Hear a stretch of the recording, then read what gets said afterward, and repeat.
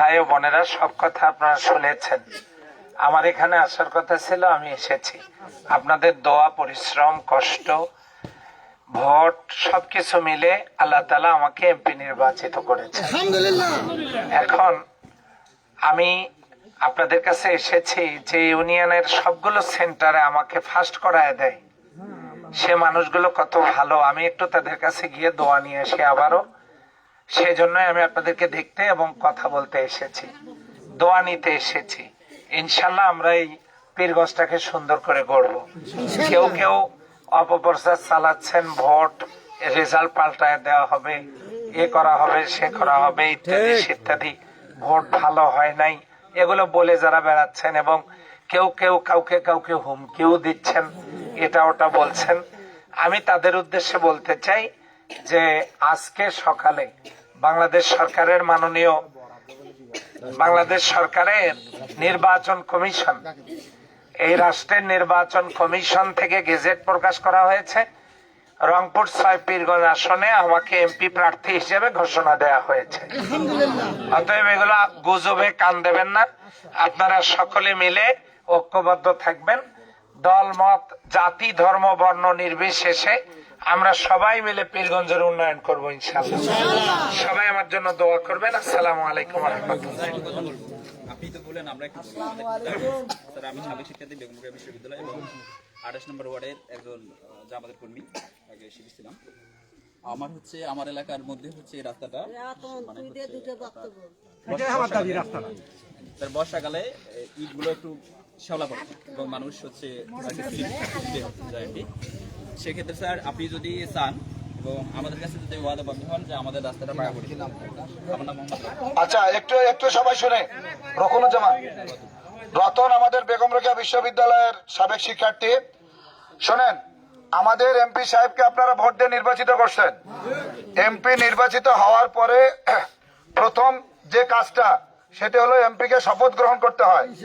ইনশাআল্লাহ আমরা তারিখ শুনতে পাচ্ছি ১৭ তারিখ, যাই হোক এই সপ্তাহের মধ্যে উনি ইনশাআল্লাহ শপথ গ্রহণ করবেন। শপথ গ্রহণ করার পর এলাকা ভিত্তিক যারা আপনাদের সাথে আছেন, এলাকা ভিত্তিক সকল ধরনের তালিকা সংগ্রহ করে আপনাদের দাবি দেওয়ার আলোকে এমপি মহোদয় সকল উন্নয়ন কার্যক্রম আপনাদেরকে সাথে নিয়েই সম্পন্ন করবেন ইনশাআল্লাহ। তাহলে আপনারা দোয়া করেন এই সপ্তাহের মধ্যে এমপি মহোদয় শপথ গ্রহণ করুক।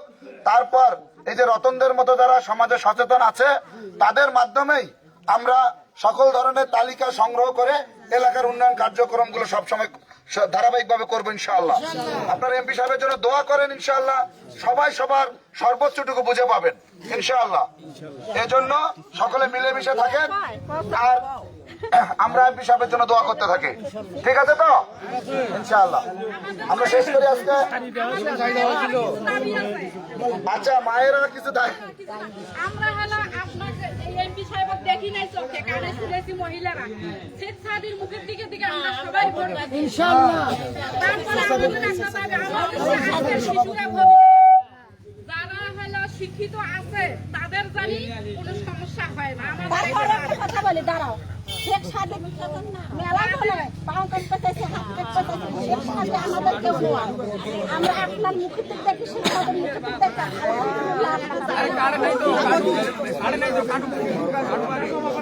আচ্ছা ঠিক আছে, শোনেন, আমি শেখ সাদির শিক্ষক, এটা আপনারা জানেন কিনা? আমি যেখানে অধ্যাপনা করি সে সেই প্রতিষ্ঠানে পড়াশোনা করত। তো আমার চেয়ে ওকে আপনারা ভালো জানেন, কিন্তু আমিও একেবারে কম জানি না। শেখ সাদি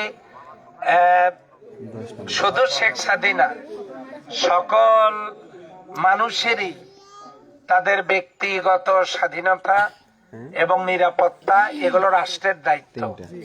আমি শপথটা নিয়ে আসি। হ্যাঁ, আপনারা আমার জন্য দোয়া করেন। আশা করি একটা ভালো পীরগঞ্জ আমি আপনাদেরকে উপহার দিতে পারবো। আপনারা আমার জন্য দোয়া করেন। আমি হলো শেখ সাদির আম্মু। আসসালামু আলাইকুম। আমার মনে করো হলো আমি হলো মানুষের কাছে কান্দাকাটি করি, আমি পাওয়ার সূত্রে মাথা সূত্রে আমি ভোটটা আপনার জন্য পেয়েছি বা বিধায় আমার ছেলেরও ভালো হবে, আমার উপরে সবারও ভালো হবে এই আশা চিন্তা করি, আল্লাহর উপরে আশা করি আমি হলো ভোটটা সবার সাথে দোয়া একটা পাওয়া হাতে ধরছি, ধরি কান্দি কাটি আমরা ভোটটা নিচ্ছি। আল্লাহ রহমত যাক, আমি আপনাদের কথা, আপনাদের পাল আমি বুঝতে পেরেছি। আমার বাড়ি আমার টাকা দিচ্ছি। এই যে আমার সাথে যারা আছেন, আমার এই যে ডাইন পাশে মাসুম বিল্লাহ এনসিপি নেতা ও ঢাকা বিশ্ববিদ্যালয়ের মেধাবী ছাত্র, এই যে ইঞ্জিনিয়ার ইমরুল কায়েস পরাগ, সে হচ্ছে রুয়েটের ইঞ্জিনিয়ার, সবকিছু মিলে সব মেধাবী ভোটের আগে আপনারা দোয়া করেন, আমরা হৃদয়ের রংতুলিতে বীরগঞ্জকে সাজাবো।